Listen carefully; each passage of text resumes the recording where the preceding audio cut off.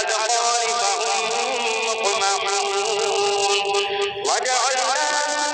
من بين أيديهم سدا ومن خلفهم سدا فأغشيناهم فهم لا يبصرون وسواء عليهم أأنذرتهم أم لم تنذرهم لا يؤمنون إنما تنذر من اتبع الذكر وخشي الرحمن بالغيب فبشره بمغفرة وأجر كريم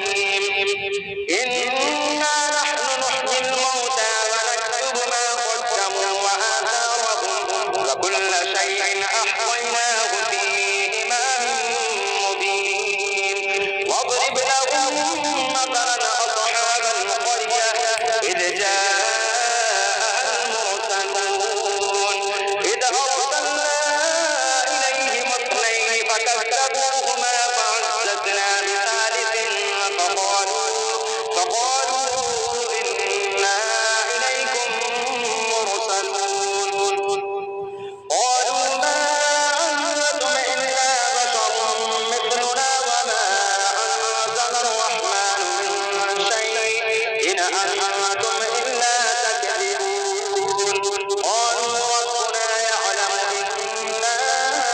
إليكم لمرسلون وما علينا إلا البلاغ المبين قالوا إنا تطيرنا بكم لئن لم تنتهوا لنرجمنكم وليمسنكم منا عذاب أليم قالوا طائركم معكم أئن ذكرتم بل أنتم قوم مسرفون وجاء من أقصى المدينة رجل يسعى قال يا قوم اتبعوا المرسلين اتبعوا من